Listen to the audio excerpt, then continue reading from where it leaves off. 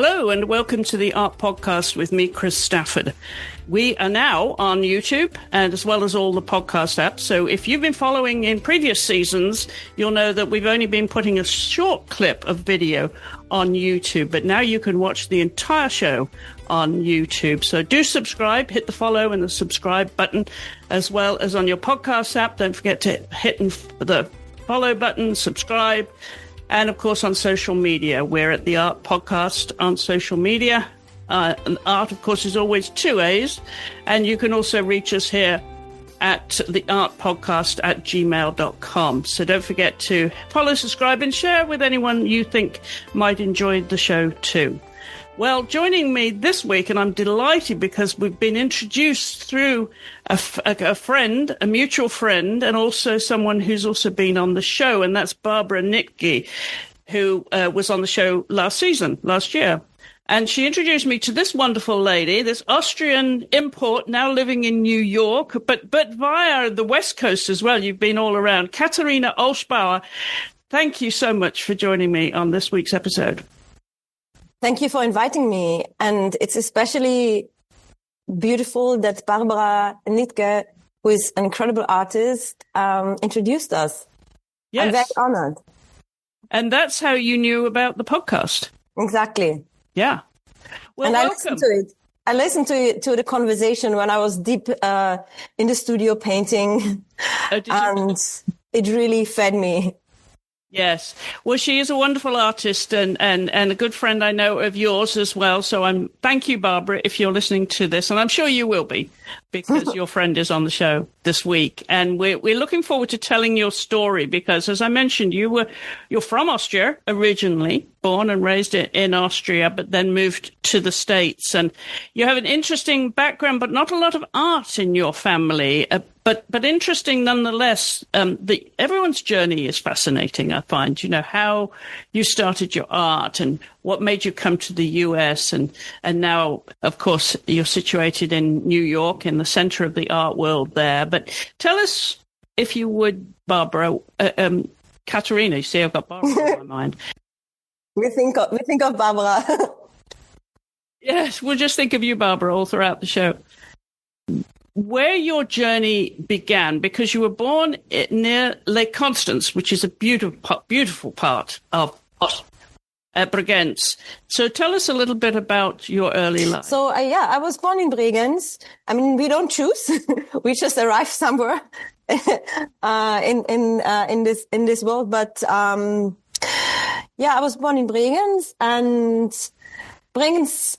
I mean, it's a really interesting city. I think I have pretty early memories up until I was like 1 year old, some kind of visual memories, but it was more like lights and shadows and people.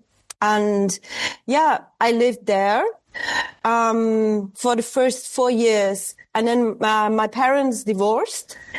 So my parents both came to that region from eastern part of Austria, from Vienna, because of my father's job. He is a pastor, so he's now retired because in evangelische.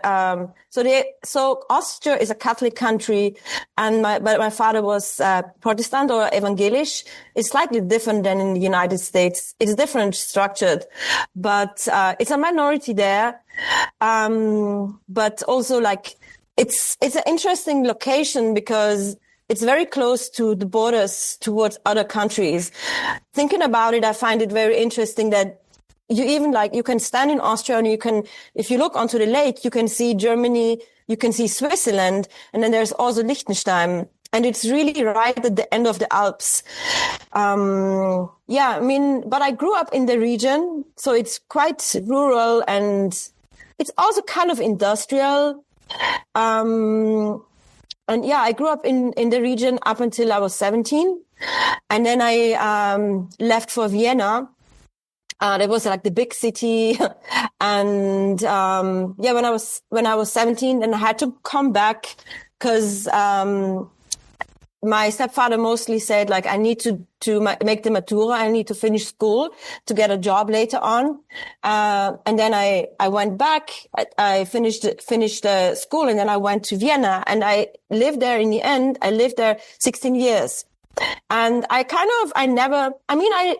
had, so all of my family is in Austria, but I remember I had a teacher and I was really obsessed with reading. I was going to library, and of course the internet was there already, but it was very, very early. And, so I had this one teacher, and he was in New York in the 90s. And I think that I had this fascination about the city, but obviously also like a little bit from a different time. Because also, I was turning 18, and then also 9/11 happened. And then I just never had, also money or perspective to come at an early time. But New York was somewhat on my mind. And then later, because I was obsessed with film and literature, and it was some kind of place in my mind that was kind of unapproachable. So it's very interesting. And I think I would have never imagined when I was younger that in the end, I will really live here. So it's sometimes interesting when we look back, thinking who we imagined ourselves to be, that sometimes we become somebody that we wouldn't have dreamed about earlier, which is interesting. But I think I stayed very long in Vienna. But it has different reasons. It was also, I just really didn't have the means to leave and start over. But in the end, I did it even without really having the means. And it was more like an adventurous step, and things just followed. So maybe it's like a mental thing. But I also had this kind of conviction that I just thought I'll always stay in Vienna and I will be very local. And I know we have this idea of like centers of the art. And I had this kind of, not pride, but I also had this idea of like being maybe not in a center, but I had the idea of like, I create my own center. And I mean, this was in Vienna, and I really thought I would just be there. And I was quite involved with the artistic community there. And I mostly showed in like, there were institutional group shows, and I had got some grants, but I was mostly shown in like alternative spaces, because I was always interested in nightlife or even like alternative music, and just the idea of creating your own spaces. So I was working I was definitely working outside of the traditional gallery system. And then when I came to the United States, I started to work with galleries, and a lot of things opened then up for me. But I was also 33, turning 34 when I came to the United States. So it was not like I had my early formation of what I thought an artist would be. And it was definitely in a very specific cultural context that Vienna is. And it's very different than to be in the United States or going to art school in the United States. So kind of different intellectually, also in other things. Maybe not everything is like, I mean, Vienna has a very, of course, it's also quite known that Austria has a very good healthcare system. The costs of living are very, very low. But if it comes to an art market or like creating people's careers, it's maybe not a place that really allows for that. So it gives you a lot of time to experiment. But then sometimes things are kind of become, or for me, they became narrow, or it was in a way, I didn't see a lot of perspective to grow or to really dare something. It's everything is kind of kept at a certain level. But when I left, it was also definitely painful, because I think I also lost certain friendships, and I lost certain people. I also lost the person who I have been. And then it was like some kind of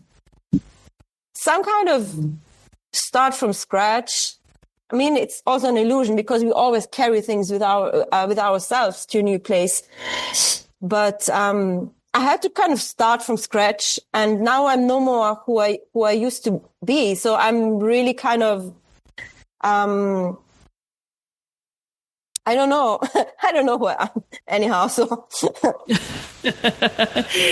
Well, I'm curious if you grew up in an artistic family, how your art was introduced to you. Your mother, Karen, is a teacher. You have two younger siblings, Tobias and Johanna. So I'm wondering if you grew up in an arty family. So was it encouraged you? Where did you learn? So arty, definitely not arty. I mean, they both like.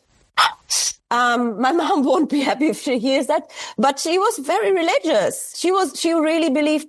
She was very, very religious. My father is a pastor who is the leader of a church, and I grew up in this church surrounding. So especially also because my parents divorced, and then I stayed with my mom and her second husband, and my sister also. And then we always visited our father in the weekends. So when he had the ceremonies, so we really didn't see him. I mean, we saw him private, but we saw him in this kind of performative space. And so the whole ceremony of the church, and like the day before, there are some preparations. So I think there is a relationship. There's theatricality, the whole performance of the rituals, and then there is mostly music. It's like the organ. My mom used to play the organ when she was still married to him. She was definitely like, she had not really another existence, very little existence outside of being the pastoral wife. It's very patriarchal also. And then she stepped out of the church. So I think it was not so much visual culture, but it was a lot of music. I mean, a lot of definitely church music, but also, and I still really, I mean, I'm very critical towards the church as institution. And later on in my 20s, I stepped out of the church. I signed off, and I'm just very critical towards institutions in general. But I think if you look at the Protestant culture, I mean, I don't know, Bach was Protestant. So I grew up with a lot of old music, a lot of classical music, but not as something that is somewhat high culture. It's just something so normal. I grew up with Baroque music, even like with some kind of medieval music. And there was not, but I remember there was one, like later on when I was like maybe 8 or 9, there was one English radio station in Austria that it was actually only in the evenings. And then they had like, some techno, and they had some club music. And of course it was hip hop, and it was because we were not officially allowed to listen to that kind of music. But I really loved it. I was obsessed with it. I had this little recorder, and I was listening to it, and then I was trying to make tapes. So I think I had a very, even if I can't sing very well. I'm not very kind of talented in any kind of musical way, but I was obsessed with music. And I think music, because I had a very strong imagination, I would draw as a kid, and I think I would start to draw really dark and violent images, especially after my parents divorced, because I had pretty crazy nightmares. And then, I mean, bringing back the church, the Old Testament has pretty violent imagery. And I think because there was these religion courses that we had to take, because the region where I grew up is actually quite conservative. It's very Catholic. So you really have to, there's like a cross in the school. And so you have to really learn all these stories. And I mean, the Bible is full of drama, and it's very violent. So I would just draw all these people burning and like saints suffering, cut off limbs. And I think my mom, they were all very worried about me. But I think it was just, I don't even know if they sent me to like a doctor. I don't actually think so, because I think back then there was not so much knowledge or talk about, unless you are seriously like have a psychiatric illness, people didn't really care so much about it. I was depressed as a kid, so I think I actually really have had clinical depression, but I think I always had this really strong imagination. So I would draw these like more violent things, and then I would draw like ideas of paradise. So I would kind of almost like bring myself into some kind of state of fantasy where I would really like zone out. And I think this was something that helped me. I mean, it caused me trouble throughout my life, but it helped me also a lot to just create this like a rich internal world and also rich imagery. So I have to say there was no idea of like how to be professionally or artist, or even like in this, because my family, even later on, it's still, even if my mom she's a very strong person, and she stepped away from so many things, and but I think it still also has been a very kind of patriarchal family, especially when we grew up. So I think, I mean, we confronted with the patriarchy in a lot of other, like even like in like the art system everywhere. But I think I just really had to learn a lot of things by myself or out. So I had strong figures outside of the family, outside of my blood family, that gave me some kind of ideas of like how to move in this world, how to be strong and everything. So I think I found that in literature, and then later I found that when I met people, artists later on. And I think through relationships or through friendships later on in my life, in my like late teenager time, I kind of started to connect with people who have art backgrounds in their families or who are artists themselves. So it was part really people I imagined, and then later on people that I met that kind of gave me this idea of how to be an artist. It sounds as if the art became an important outlet for you to cope with the religious background and your family being separated in that way. How do you feel now the divorce affected you? Well, I think it affected me really. It affected me strong, maybe like in an almost very classic way of like kind of being kind of traumatized by the abandonment or so. But on the other hand, looking back is like, I just really I never liked to see myself as a victim in some way. I think I always felt very, especially within that cultural context of that region, which is very much like kind of, I mean, it's an alpine country, you know, it's very much like, where are you from? It's, like, it's not very diverse. It's very kind of, I don't know. People don't really like to talk about things. So it's very specific. It's maybe not really something that is so, I don't need to go into the depth there.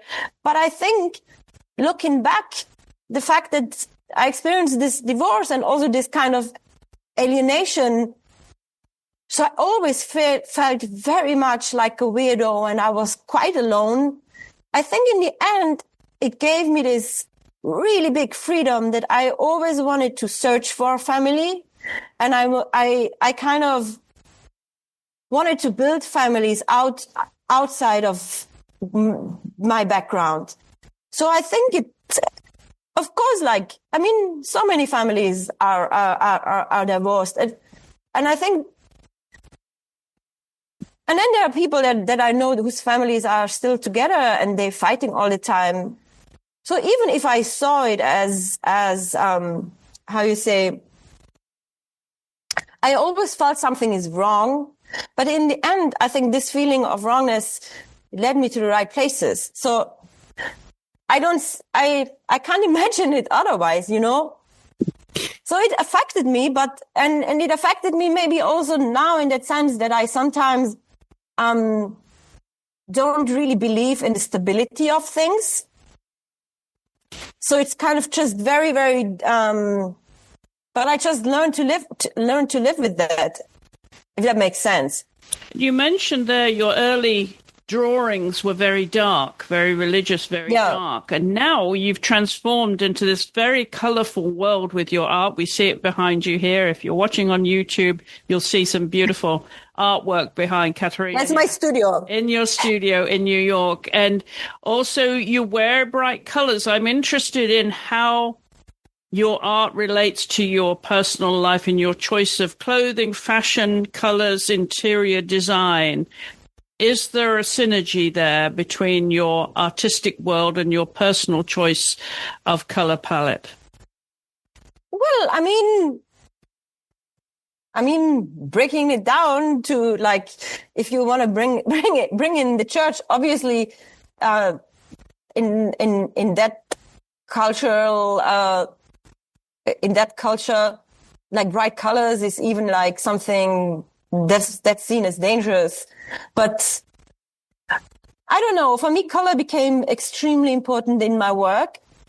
And I think it took me also a very, very, very long time to understand that and to really understand.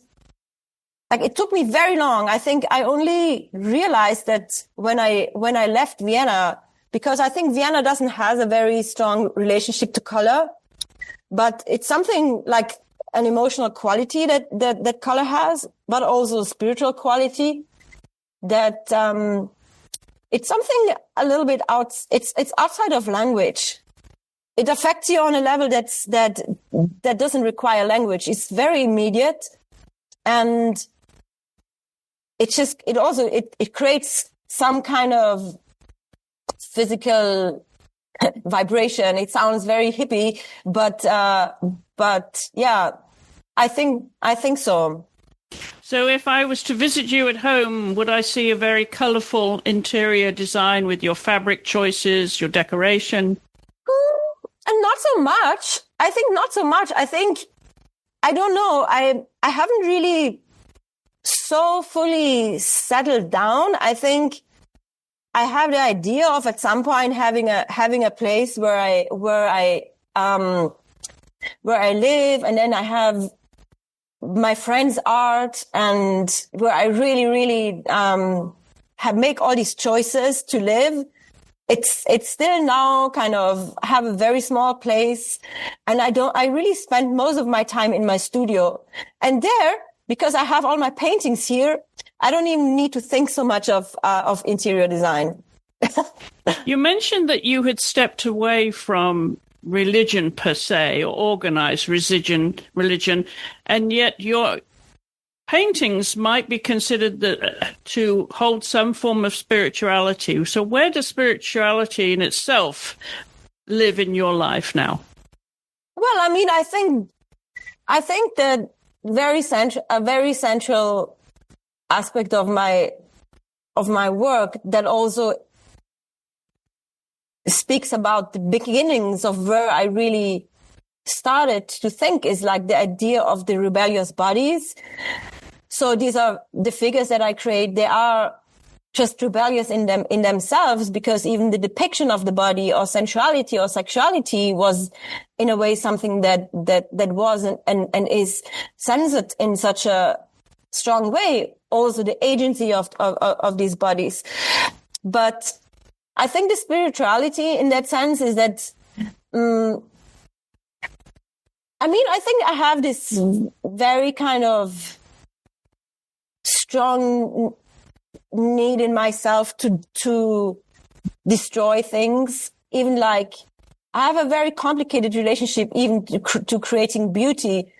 But I think I came to that point is that when I paint something, I want to put something in the world that's also kind of bigger than myself, or my own like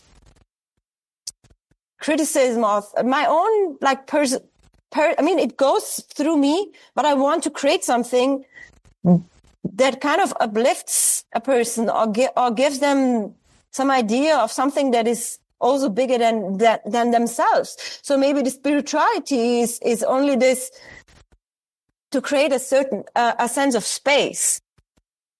We were talking about spirituality there. I think also those early influences you clearly had. I'm curious, who was impressing you when it comes to artists when you first became artistically aware? Because being in Europe, you were exposed, of course, to so many different cultures and art cultures, and, you know, French and Italian and German and Austrian and so on, and Eastern Europe. Where were your earlier influences coming from? Who was turning your head? I mean, so I think it was you're talking about really early, like in the first few years or so. Yes. I mean, childhood.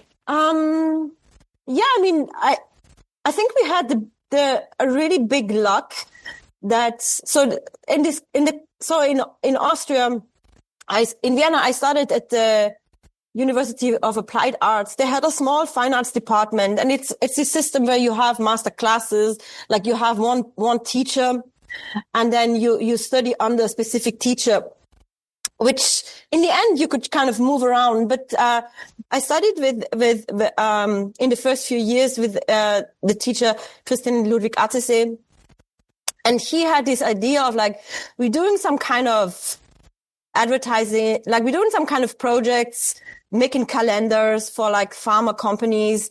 So we would get money, and with this money we could travel, which was amazing. Because so when I was 18, 19, and I would drink a lot in that time. I would really, really drink. I was drinking a lot of whiskey. I don't know, but I had all this desire to see things. So we would go to Madrid, and then we would go see the Prado, which was incredible to see the paintings. So they had a Manet show in that time, and of course the Velázquez. And then we went to Toledo to see the El Grecos. And then there was an Artemisia Gentileschi show, but I'm actually not sure if the Artemisia Gentileschi show, because in the year earlier we went to Rome. So we saw these artistic centers with like money that we made with some kind of art projects,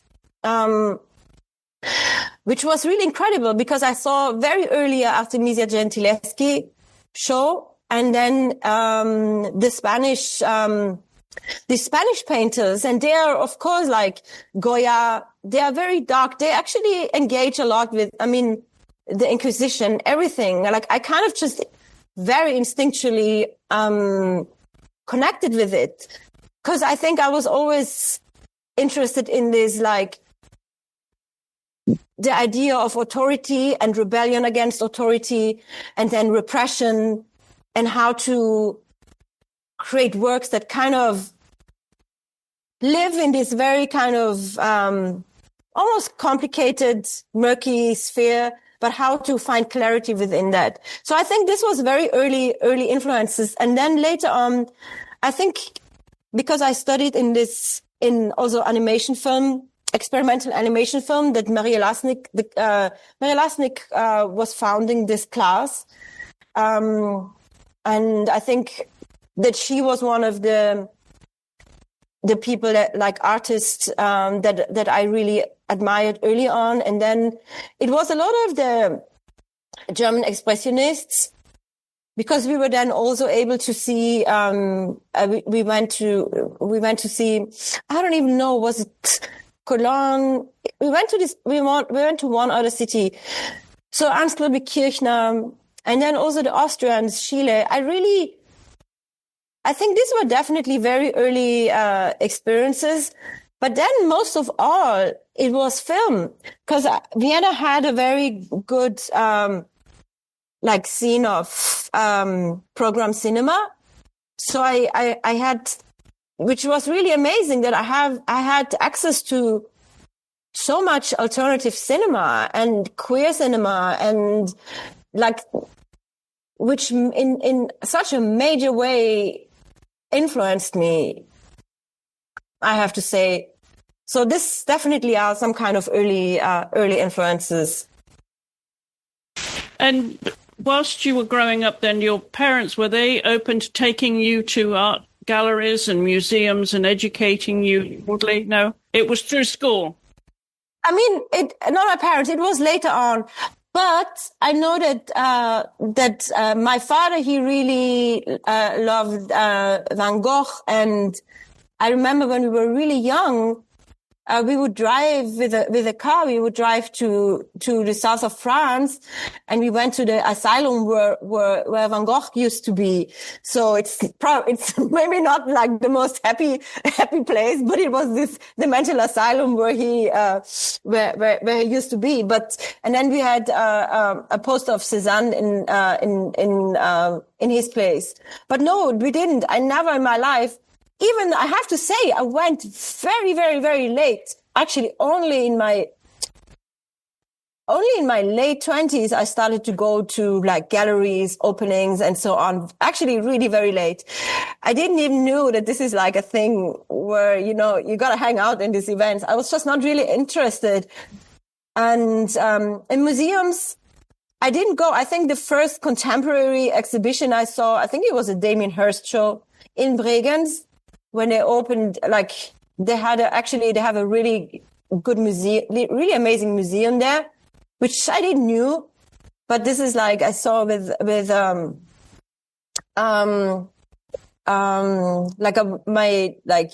early partner, very early love. I think I went to see the Damien Hirst show. I didn't really particularly like it, but. It was Jeff Koons. I'm sorry, Jeff Koons, because I kind of like Jeff Koons, but yeah, I don't even know. I think it was Jeff Koons. And, but my mom started to, like later on through me, actually, my mom started to go to museums and galleries. So that really. So were they encouraging your art then, or your mother, because you were living with Johanna, your sister, with your mother? Was she encouraging your art? Could she see that you were showing a talent for it? Well, I mean, I started to paint only when I was a teenager, and I was a very troubled teenager. So my mom was really worried about me. She didn't really, I don't know. I think she was very, very worried that I could even like live a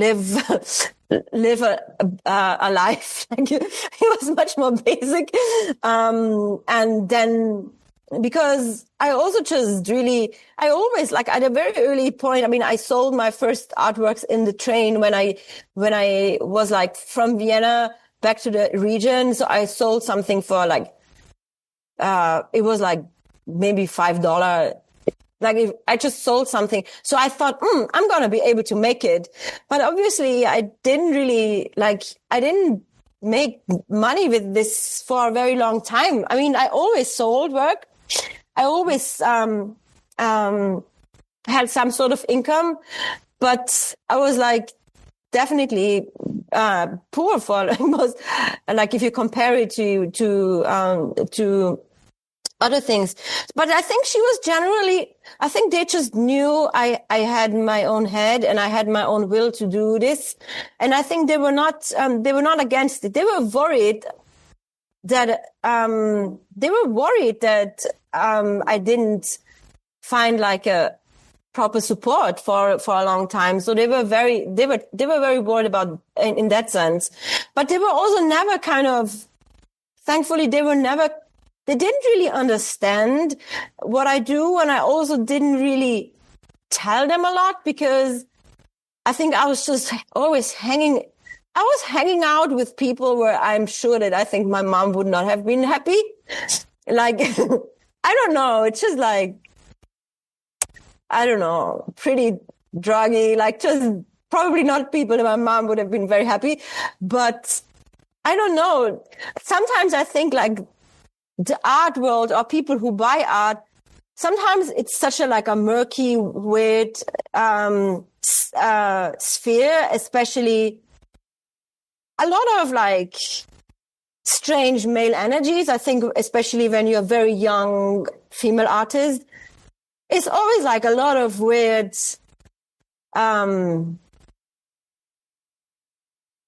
it's a lot of weird moments. But I think I kind of just learn how to live with all of this male energy, or like, but I think in Austria it's kind of a little bit different than the United States, because even like art market things, because it's not taxable.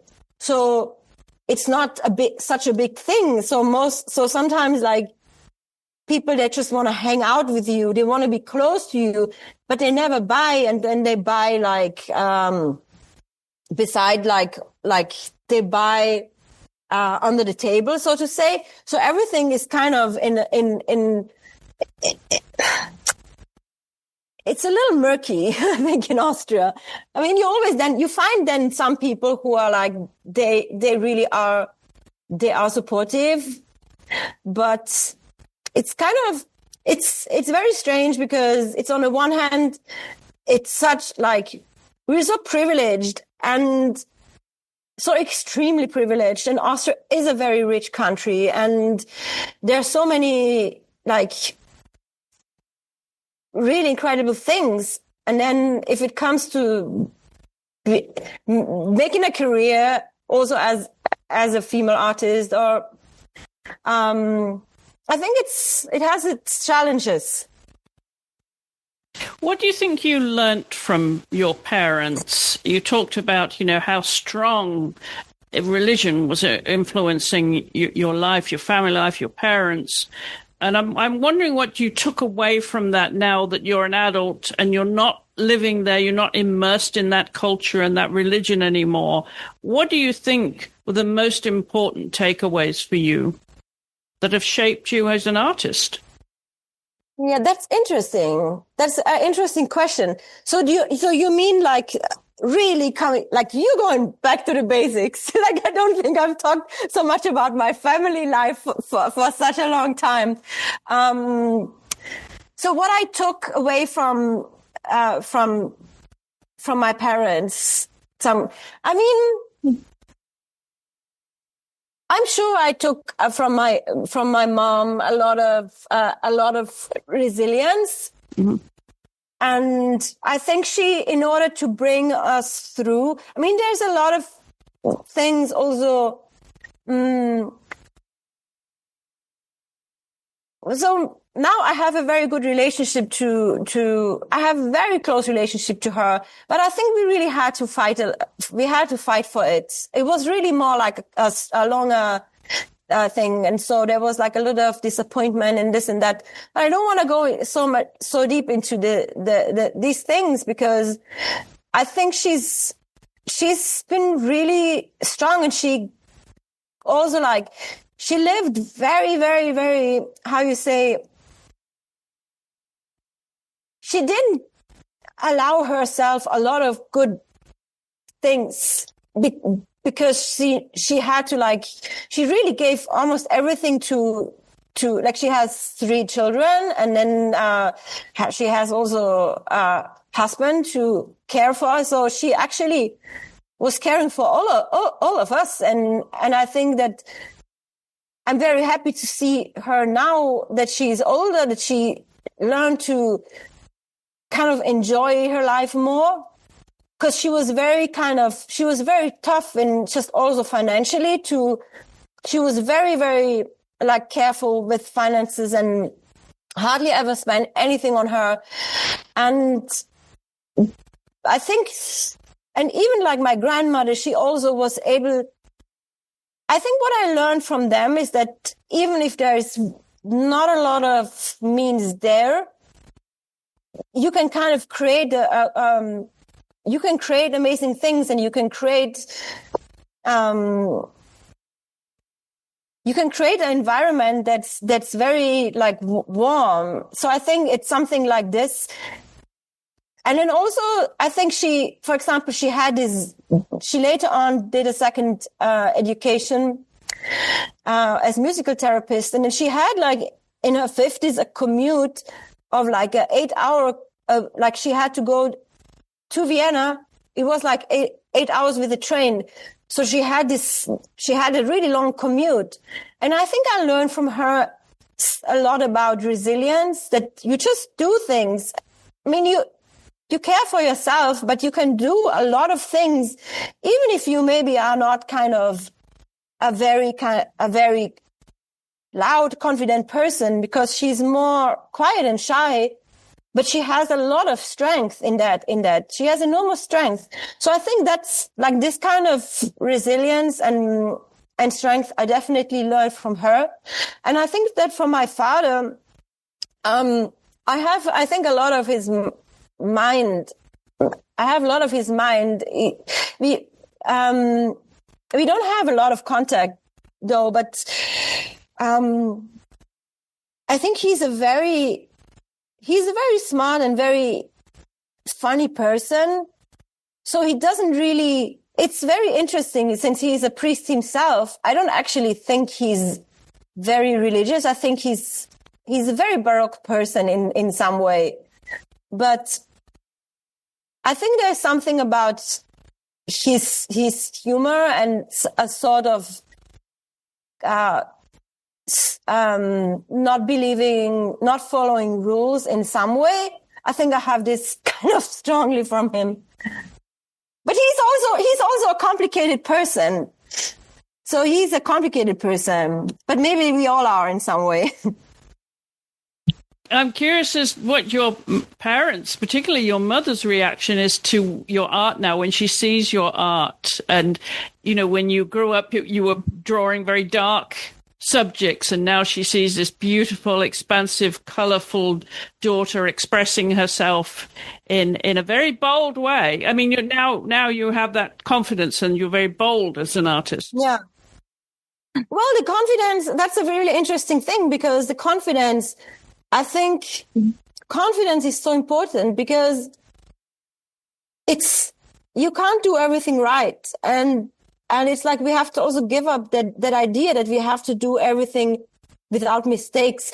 I think we have to do mistakes and also do things maybe wrong and do things where we then later are really embarrassed, because only then we really grow. And I think especially now in this time of like that we have social media and we put everything immediately out there and everything has to be professionalized at a very early point and everything has to be seen and ready. I believe actually we have to kind of go a little bit back and test a lot of things out and make a lot of mistakes.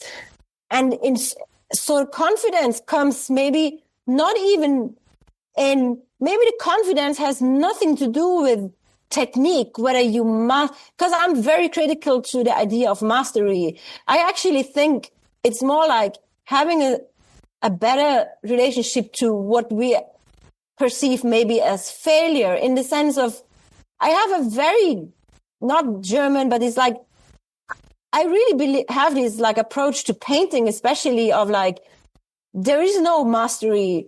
Like you fuck things up and you work with that. Like you work with the mistakes and you make I build my whole painterly ideas on the ideas of failure in some way. Like I use brushes that are half broken. I use dirty colors. I built something beautiful out of like one mistake after the other.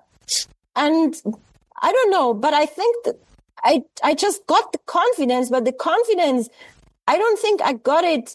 I mean, of course I got the confidence because I'm painting for a very long time, and I painted for a very long time without some kind of traditional, I mean, I had a career, it was very local, but it was not kind of, I think because I painted for a really long time also for myself, and especially I also had a addiction history. So I had I had very difficult years, but I think just overcoming certain things and gaining like some sort of freedom within my own practice and also as a person within myself and being less judgmental, I think the confidence just grew. And the confidence in the end just made everything shift. Because in some way, I think, especially as in painting, you can't hide anything. Like painting is in a way and painting is judged very cruelly. You judged immediately for like, but also in Austria, you just judged all the time. It's just part of the culture. You just, like, you see everything. You see something is not yet developed. You just see everything. And you have to, at some point, the confidence, it's just like some kind of attitude that this is right, exactly how it is, even if maybe like it doesn't make sense. But I don't know. And I think I kind of found I really love painting a lot and I enjoy it so much. But also I had different phases so far. I had phases where I had like a career moment, like, I mean, even now I'm like on a point where I have a career, but then on the other hand, I always find it so interesting because when you're back in the studio as a painter, you're very isolated. It's part of, I mean, you're connected. This is why I believe so much in human connections, like friendships. It also is like a very queer thing, I think, to have extremely strong bonds with people. And I lived through those. But then on the other hand, I'm just by myself. And whenever there is like a show, like when you are very exposed and then you go back to your studio and then you're alone again. But I think all of these are very human experiences. And I think just as painter, maybe we go through them in a more extreme way because we just spend a lot of time by ourselves. That's why we sometimes are really strange also. But I also enjoy it a lot. I have definitely moments where I'm, especially after a show, I had a show that was open this, that was open this, October, November and December, in New York at Perrotin Gallery. And I was I was really depressed afterward. I think it's just, sometimes there's like a really big thing happening. Then I was so depressed and I was crying like nights and nights. I was just crying. But I think it's just part of this, like, maybe human experience. How much time do you spend you said you spend a lot of time in your studio rather than at home, because that's your day. How many hours in the day would you spend painting then? Do you paint every day? Yeah, I'm every day in the studio. I started boxing and like more serious since last summer, which is really something new in my life that I spend like regularly, like 4 days a week or so.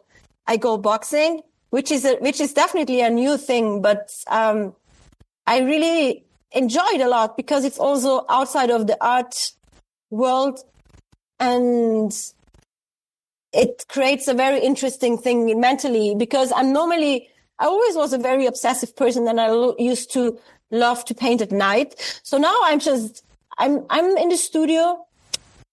I'm in the studio every day. Like I think maybe minimum 4 hours, sometimes 14 hours, but I try to not overdo it because you're not painting for 14 hours. It's just, I work mostly on a lot of things at the same time. And so there's a lot of paintings in different stages around. And so, I mean, sometimes you have to kind of break your own habits. So there's phases where I go out more. And for me, always nightlife was always a place. I'm a night owl. So, I like all this, I like the friendships that you make at night. So yeah, but definitely the studio is my, I go there every day. Do you take commissions, Katherina, or are you purely creating your own work from your own agenda? Well, actually, I'm not taking commissions. I've done one commission that's a pottery, but it was not picked up. So this is why I rather don't do it, because then I spend like a long time overthinking, because I prefer to not think of the outcome. Of course, when you start to work with galleries, there's certain expectations. What is your language? But mentally, I always need to have all options open. It just frees my mind so I can paint. So, but when you have a commission, you have you're thinking of whether this is liked or not, and it's kind of it interferes a little bit with my mind. But yeah, I have this one painting that's not picked up, so I'm gonna make sure this is changing. So that was the only commission that I did. Well, you've had a number of shows, of course, over the years. How many shows do you have right now, and how many galleries are you in? Where can we see your work? Well, I work with Nicodim Gallery, and Nicodim is in LA, in Bucharest.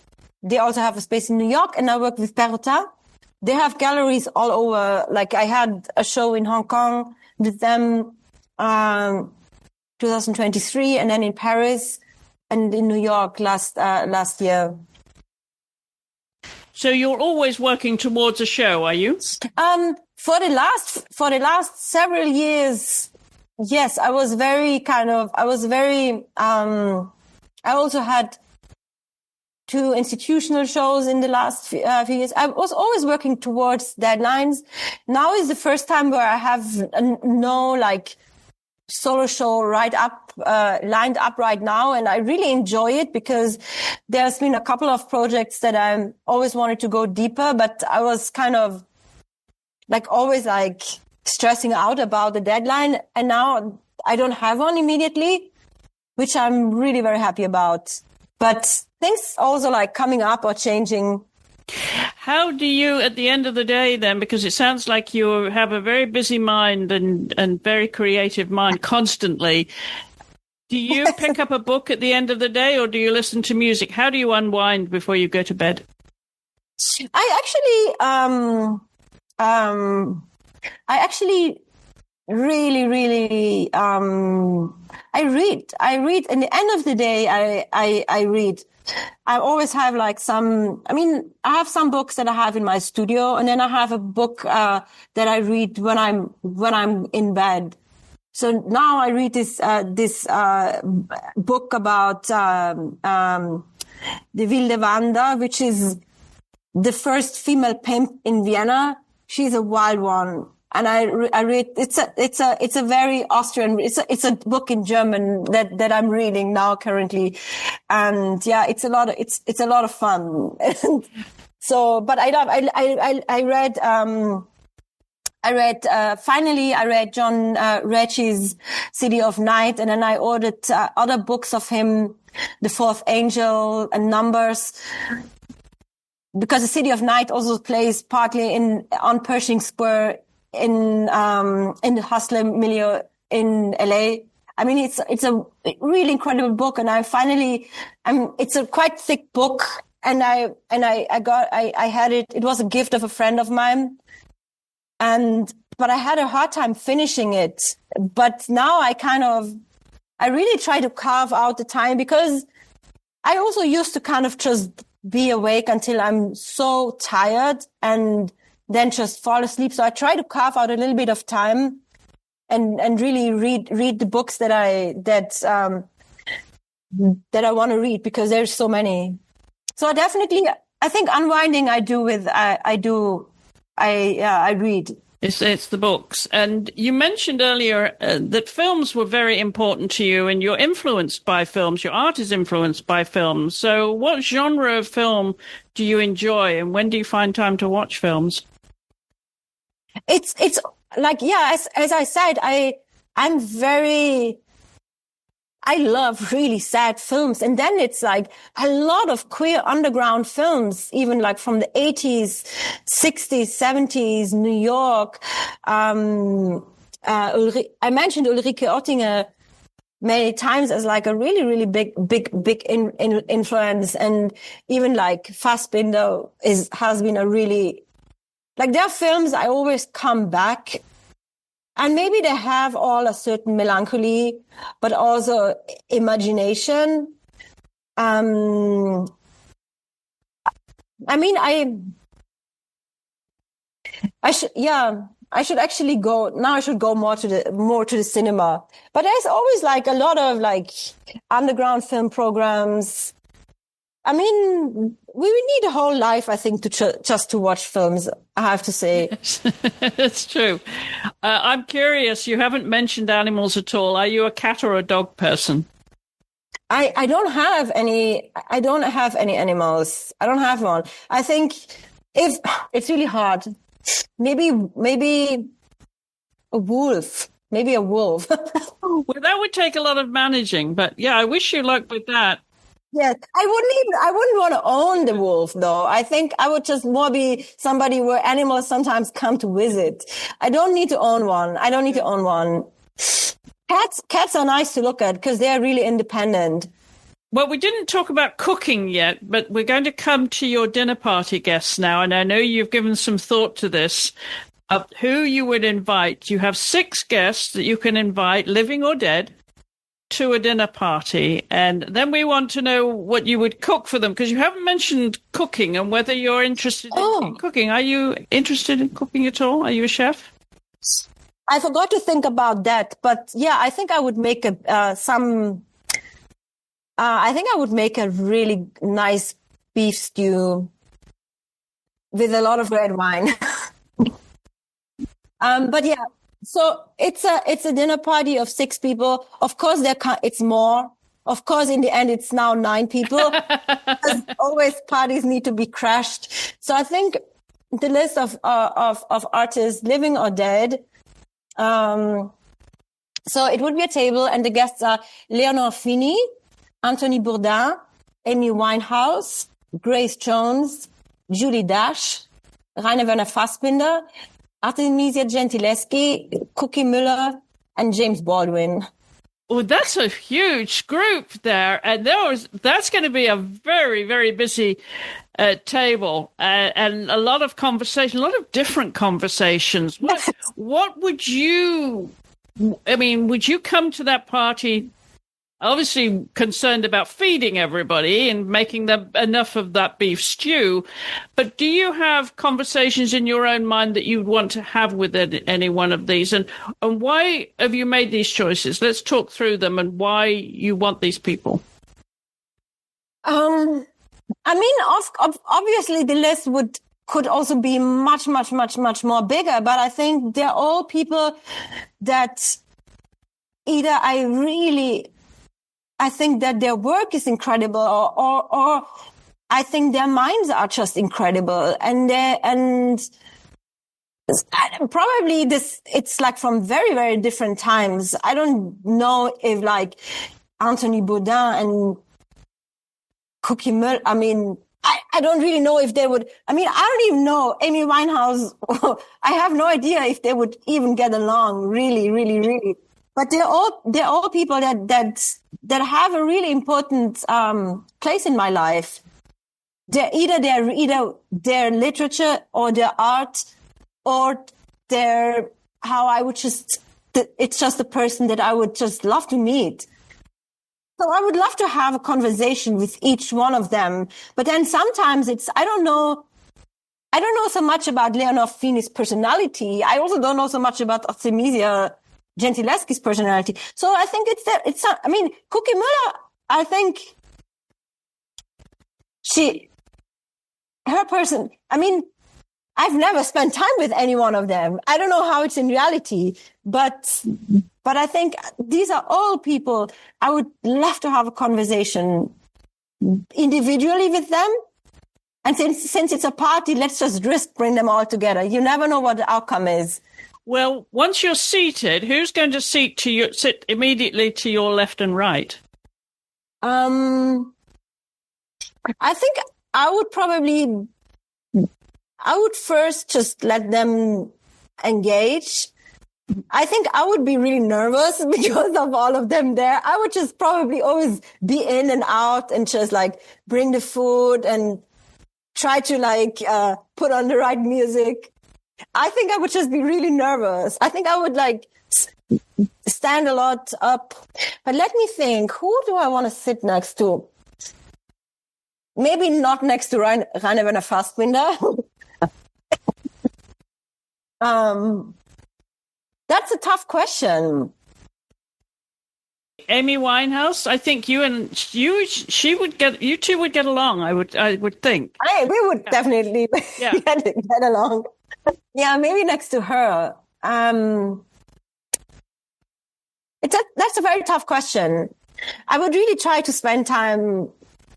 Well, be a good hostess, and you have to spend time with all of them before dinner, right? And then once you sit down, but then we would let you change the seating in between courses. Yes. I think that's always fun to do. And then more people, you get to mingle with other people too. You mentioned music there, and I'm just wondering, because of your interest, your broad musical interest, what background music you would choose that would suit everybody, that would just be a nice background? I think it would really move. It would maybe start with some jazz, then it would be soul. It would be I don't know. I think it would probably really go to quite a lot of genres throughout the day. I mean, ideally, my dream is ideally it would be that then there is maybe a piano or and then people would start to play. So ideally we had some live music happening. I love that idea. That would be awesome. And, right at the end, when people get to the brandy and the port stage, you could ask Dame Judi Dench to recite some Shakespeare for Yes. you. How would that work? Yes. I'm wondering if you would have a dessert, though, because the beef stew is very heavy. Would you have a torte of some sort, some Viennese torte? Yeah, I would definitely have a Viennese torte. I would... let me see if it's a Sachertorte. Maybe it's a Mondtorte. Something really simple. But yeah, you have to have that. Yes, I think so too. It's a fun party. I'm going to be a fly on the wall to that one, Katherina, for sure. Thank you. Well, thank you so much for taking time to come on the podcast, and remind everybody how they can find your work online and on social media. Yeah, I have Instagram. I haven't been on it now for I try to be less on it, but I'm still on it. And then I have a website, and then I think the galleries have some good bio and things. So it's out there. Get KatherinaOlschbaur.com, and then I think on Instagram you're cat_Olschbaur. Is that correct? Yes. Okay. Super. Well, we'll put a link in the show notes as well. We'll also put all of your dinner guests. We'll put those in the show notes. And we're also going to have a list of your favorite female artists that you're going to send to me, because I'm sure there's quite an interesting group of female artists and whose work that you admire and you would want to promote. Yes, I will send you that. Wonderful. Katherina, thank you so much for taking time to come on the podcast. Thank you. That was beautiful. Good. Very personal. Very personal, yes. We tend to go that way on the show here. I think I did warn you. It's fine. I agreed to it. I was ready. You did. Well, thank you again for being so open and sharing so much of your personal story. And thank you for listening. And of course, don't forget, if you're listening on your podcast app, to jump over to YouTube and watch the whole show there, the video as well. And you'll see this beautiful art behind Katherina that's on screen here as she records this from her studio in New York. Well, I'll be back in 2 weeks' time. Don't forget to follow us on social media at the AART Podcast, Art with 2 A's. And of course, we'd always love to hear from you. If you want to drop us a line and you have any suggestions for guests, that's the artpodcast@gmail.com. So until the next time, my thanks again to Katherina and to you for listening. Goodbye for now.